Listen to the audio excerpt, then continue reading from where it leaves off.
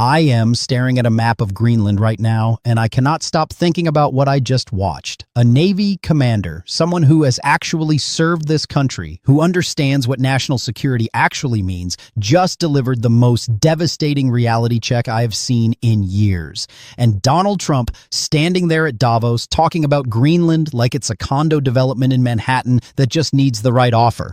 How did we get here? I mean, seriously, how did we arrive at a moment where the President of the United States is talking about acquiring another nation's territory like flipping properties on Fifth Avenue? And I know what some of you are thinking right now. You are thinking this is about strategy, about China, about national security.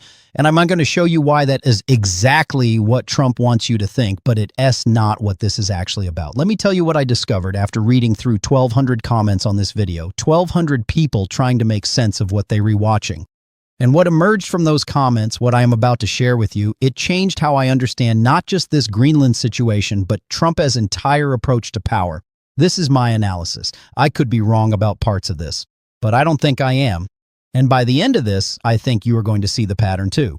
First, let's talk about what Trump actually said because the words matter. He stood there and claimed that the United States gave Greenland back after World War II. Just pause on that for a second. The United States gave Greenland back.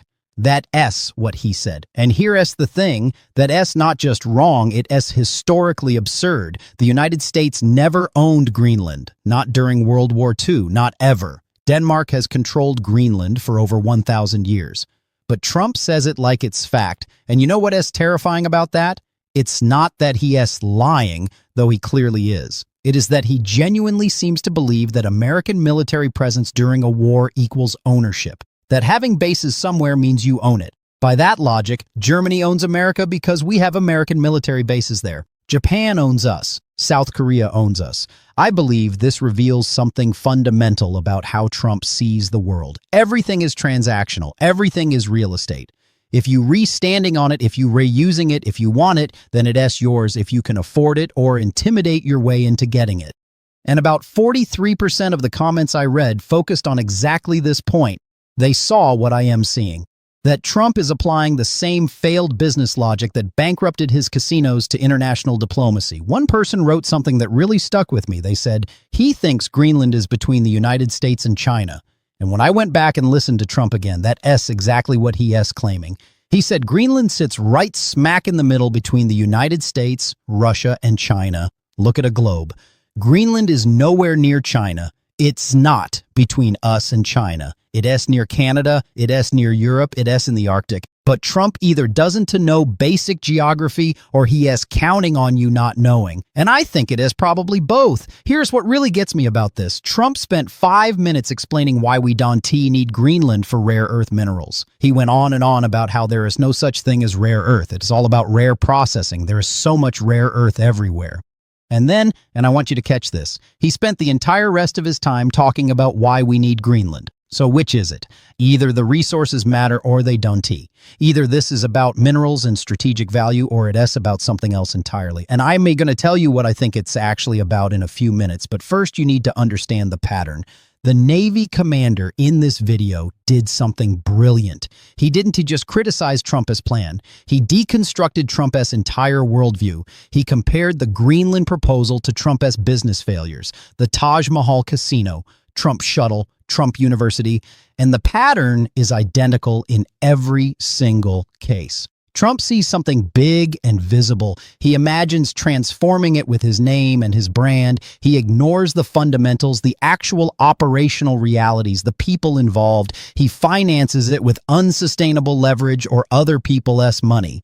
And then it collapses. The Taj Mahal was marketed as the most opulent casino in the world. It was financed with junk bonds at 14% interest. It went bankrupt in less than a year because the fundamentals didn't work. You can service that kind of debt with casino revenues no matter how gold-plated your fixtures are. Trump Shuttle was the same story. He bought an airline, painted his name on it, added leather seats and gold-plated bathroom fixtures, but he didn't affix the routes. He didn't fix the operational costs. He didn't understand the airline business. It failed within 3 years. Trump University was perhaps the purest example. It was all branding, zero substance. It sold the promise of Trump's success without delivering any actual educational value. It ended in lawsuits and a $25 million settlement. And now he is applying the exact same logic to Greenland.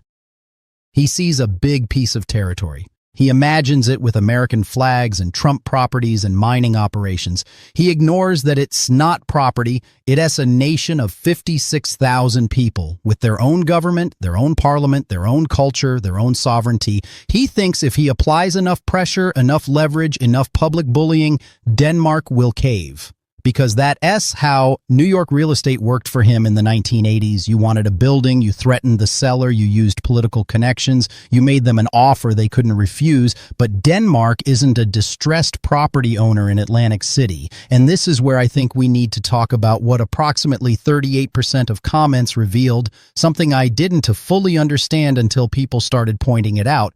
This isn't actually about national security. It's about resources and money, but not in the way Trump claims. Multiple comments mention something I hadn't seen reported widely. There is a multi-billion-dollar proposal for a gigawatt-scale data center project in Greenland. Former United States officials are involved. The target is a 1.5 gigawatt capacity artificial intelligence infrastructure facility in the Kangerlussuaq region by late 2028.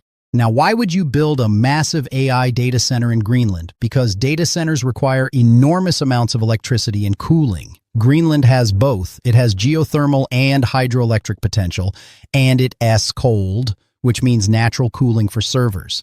And who do you think would benefit from controlling access to those resources, to those facilities, to those contracts? Because I am connecting these dots, and you can decide if I am seeing patterns that aren't there, but it seems to me like this isn't about defending America from China. It's about positioning American companies and American investors to control the next generation of AI infrastructure. Trump met with billionaire Ron Lauder multiple times. Lauder has been pushing the Greenland acquisition idea.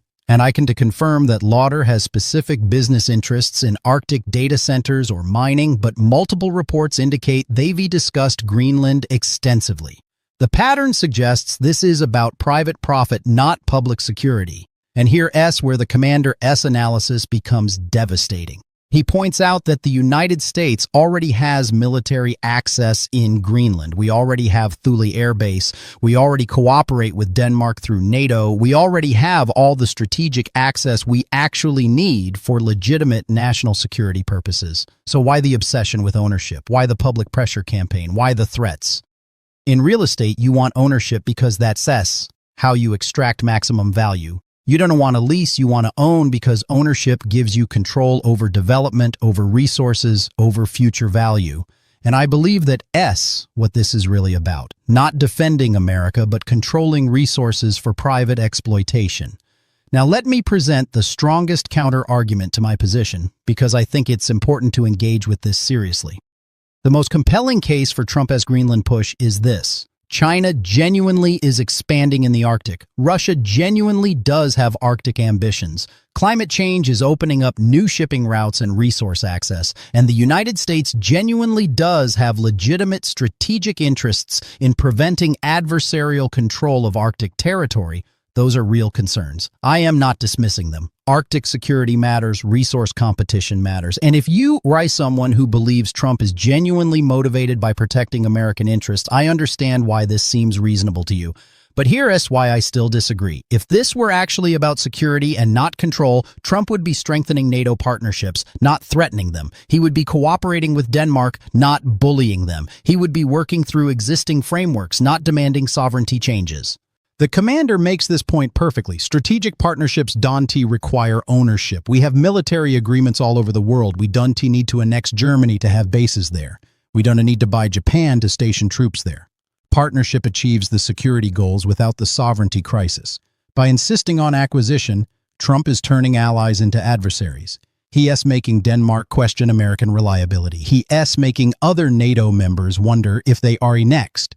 He is giving China and Russia a propaganda gift, showing that America views smaller allied nations as property to be purchased. And this leads me to what about 62% of the international comments expressed, particularly from Danish and European commenters. They not just opposed to this, they horrified by it, they angry, they feeling betrayed, and they questioning whether America can be trusted as an ally.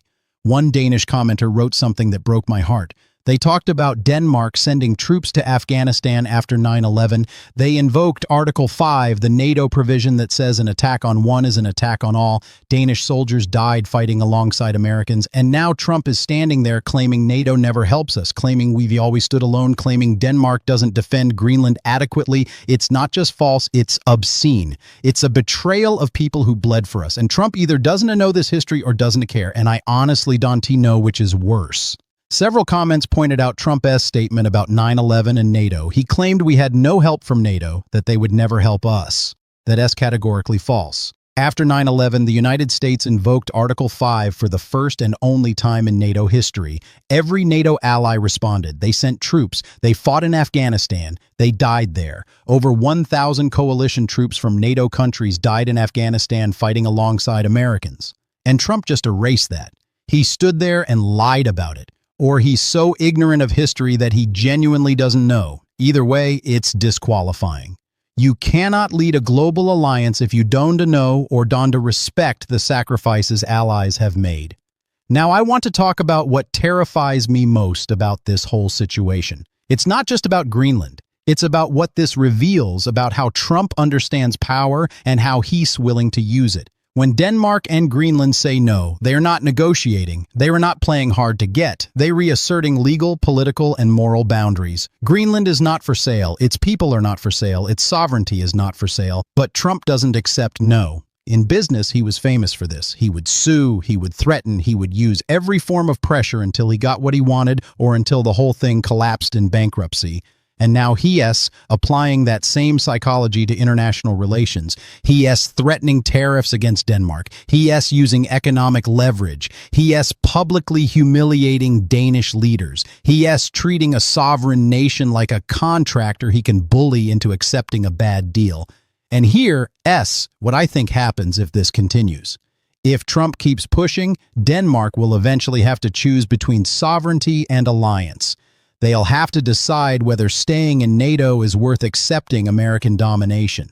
And I believe, based on the comments from European citizens, that they are getting closer to choosing sovereignty. Multiple European commenters said essentially the same thing. They want American military bases out of Europe. They want to end dependence on American security guarantees. They want Europe to develop its own defense capability and separate from what they see as an increasingly unreliable and bullying America. And you know what? I can blame them. If I were European right now watching this, I'd be thinking the same thing. Why would you trust an alliance with a partner who views you as property? This is the cost of treating everything like a transaction. This is what happens when you confuse business with diplomacy. In business, relationships are means to ends. You form partnerships to make money, and you dissolve them when they stop being profitable. In international relations, relationships are the foundation of security. Break them, and you break the system that kept the peace for 80 years. Trump doesn't seem to understand this distinction. Or maybe he does understand it and just doesn't care. Maybe he sees NATO as a protection racket. You pay us, we defend you. You don't pay enough, we abandon you or take what we want. But that's not how alliances work. That is not how trust works. That is not how you lead a global coalition. And the longer Trump pursues this transactional approach, the more he weakens American power. Because here's what a lot of Americans don't understand. American power doesn't come primarily from our military. It comes from our alliances. It comes from a system where dozens of countries voluntarily align with us because they believe we share values, because they trust us to lead responsibly, because the benefits of partnership outweigh the costs. Trump is destroying that trust. Every time he threatens an ally, every time he demands payment like we mercenaries, every time he treats sovereignty as negotiable, he undermines the foundation of American power. And China and Russia are watching. They were taking notes. They relearning that America views its allies as vassals, not partners. And they reusing that to recruit countries away from the Western alliance. They re-offering alternative partnerships, alternative security arrangements, alternative economic systems. Trump thinks he is making America stronger by being tough, by demanding what he wants, by refusing to accept no. But I believe he is actually making America weaker by alienating the allies who multiply our strength. Let me tell you what keeps me up at night about this. It's not just that Trump might damage NATO over Greenland, it is that this is a pattern. Greenland today, the Panama Canal yesterday, maybe the Canadian Arctic tomorrow. He's openly talking about expansion, about acquisition, about redrawing borders, and every time he does this, he normalizes the idea that might makes right. That big countries can pressure small countries, that sovereignty is conditional, not absolute, that everything has a price if you apply enough leverage. This is exactly the logic that Putin used to justify invading Ukraine. Russia is bigger, Russia has security interests, Russia has historical claims, Ukraine is in Russia's sphere of influence. And the West, led by America, said no. We said sovereignty is inviolable. We said you can just take territory because you are stronger. But now Trump is using the exact same logic about Greenland. And how do we maintain moral authority to oppose Russian aggression if we are pursuing American expansion? How do we defend Ukrainian sovereignty if we are trying to buy Greenland against its will? The hypocrisy is staggering. And it's not just hypocrisy, it's strategic suicide. Because the international order that benefits America more than any other country is based on rules, on respect for sovereignty, on the idea that might doesn't make right. Trump is dismantling that order, and I don't think he understands that once it is gone, America loses more than anyone else, because we are not the biggest country, we were not the most populous, we were not going to win a pure power competition with China. What we have is alliances, is trust, is a system that multiplies our strength. Several commenters made a point that I think is exactly right. They said American empire is crumbling not because of external threats, but because of internal rot. Because we led by people who don't understand the difference between power and strength, who confuse domination with leadership, who think everything is for sale. And I think they rewrite. I think we rewatching the decline of American influence in real time. Not because we are getting weaker militarily, but because we were losing the trust that made us strong. Now let me tell you what gives me a tiny bit of hope in all this. The reaction I'm seeing, not from politicians, they mostly cowards who want to stand up to Trump, but from regular people, from the comments I read, from the protests in Greenland, from the anger in Denmark, from the concern in the rest of Europe. People see what this is. They recognize the pattern. They understand that this isn't about security, it's about ego and greed, and they refusing to go along with it. Greenlandic leaders have been absolutely unequivocal. Greenland is not for sale, and they not wavering even under pressure. That takes courage. They are a territory of 56,000 people facing pressure from the most powerful nation on earth, and they were saying no. Danish leaders are standing firm. They not entertaining this. They not negotiating. They reasserting their sovereignty and Greenland's sovereignty, even though it damages relations with their most important ally. And European citizens are waking up to the reality that they can depend on America the way they used to. They were having conversations about European defense capability, about reducing dependence on American security guarantees, about building systems that don't rely on American leadership. I wish it didn't have to be this way. I wish we had leadership that understood the value of alliances. But maybe this crisis is necessary to create something better. Maybe Europe needs to become more self-sufficient. Maybe NATO needs to evolve into something that doesn't depend on American dominance. Maybe the world needs a more multipolar system where smaller countries aren't at the mercy of great power whims. That's not what I would have chosen, but it might be what emerges from this disaster. And maybe that's not entirely bad. Here is what I think you need to understand about where this goes. Trump is not going to get Greenland. That's not happening. Denmark is not selling. Greenland is not consenting. And even if Trump tried to use military force, which I don't think he will, it would destroy NATO, unite Europe against us, and give China and Russia exactly what they want. So this is going to end in failure. The question is, how much damage gets done before Trump accepts that failure? Every day this continues, trust erodes. Every threatening statement, every tariff threat, every public humiliation of Danish leaders, it damages relationships that took decades to build. And you can just repair that with an apology later. Once trust is broken, it's broken.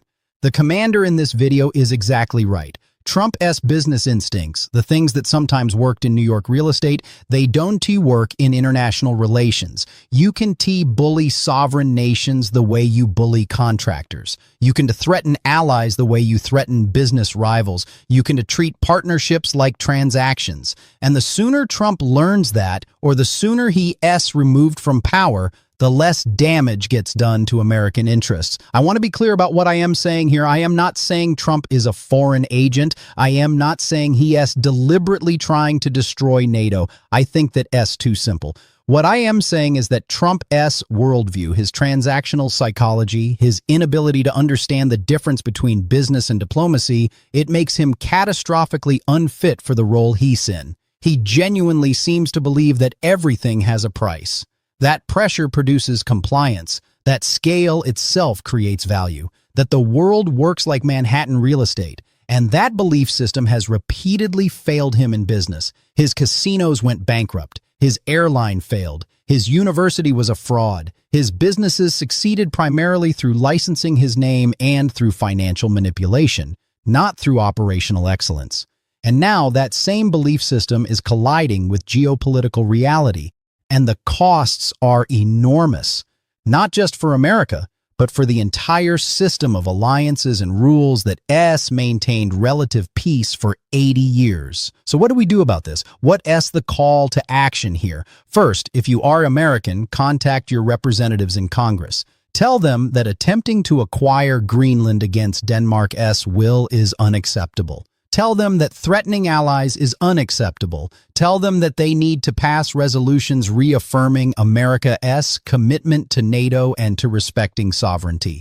Second, educate yourself about what's actually happening. Don't just accept Trump's framing. Read European news sources. Read Danish perspectives. Read Greenlandic voices. Understand how this looks from outside the American bubble. Third, support organizations that defend democratic alliances and international law. Support journalism that holds power accountable. Support civil society groups that monitor and resist authoritarianism. Fourth, and this is important, talk to people you disagree with. Not to lecture them, but to genuinely engage. Find the Trump supporters who maybe have genuine security concerns about China or Arctic competition and explain why acquisition isn't necessary for security. Find common ground where you can. And fifth, prepare for what comes after Trump, because whether it's in 4 years or sooner, there will be an after. And we're going to need to rebuild trust with allies. We are going to need to recommit to the institutions that made us strong. We are going to need to prove that America can be a reliable partner again. That is going to be hard work. It's going to require humility. It's going to require acknowledging the damage that has been done. It is going to require leadership that actually understands the difference between power and strength. I don't know if we are capable of that anymore. I hope we are, but I'm not certain. What I am certain of is this: Greenland is not for sale. Its people are not for sale. Its sovereignty is not for sale. And no amount of pressure, no amount of threats, no amount of Trump's deal-making instincts is going to change that. The world is not Manhattan. Sovereignty is not a development opportunity. And leadership cannot be purchased. Trump's business career should have taught us this. The bankruptcies, the failures, the lawsuits, they all showed that his approach doesn't work even in business. And now we're relearning that it definitely doesn't work in international relations. The question is, how much we're willing to lose before we accept that lesson? I'm going to keep watching this. I'm going to keep reading your comments. I'm going to keep speaking out about what I see happening, because I still believe that truth matters, that facts matter, that calling out lies and dangerous incompetence matters. Maybe I'm wrong to hope that it makes a difference, but I am going to keep doing it anyway. Because what's the alternative? Silence? Acceptance, pretending this is normal? I refuse to do that. And I hope you do too. The commander who delivered this reality check, he served his country. He understands what national security actually means. He's not afraid to tell the truth, even when it contradicts the president. That's what patriotism actually looks like. Not blind loyalty, not reflexive support, but the courage to speak truth to power. We need more of that. We need military leaders willing to push back on dangerous ideas. We need civil servants willing to resist unlawful orders. We need citizens willing to demand better from their leaders. This is not about partisan politics. This is about whether America remains a country that respects sovereignty, that honors alliances, that leads through partnership rather than domination. I believe we are at a crossroads. The decisions we make now, the stands we take or don't take, they are going to determine what kind of country we are for generations. Do we accept that might makes right? Do we embrace the logic of empire and domination? Do we treat our allies as vassals and the world as our property? Or do we remember what actually made America powerful? The alliances we built, the trust we earned, the system of rules and institutions that benefited us more than anyone else. I know which choice I'm making. I am choosing to stand with the people saying no to this madness. I am standing with Denmark. I am standing with Greenland. I am standing with the allies who bled for us and who deserve better than threats and humiliation. And I am asking you to stand with me, not because it is easy, not because it is popular in every circle, but because it is right. Greenland is not for sale, and neither is American integrity. At least I hope.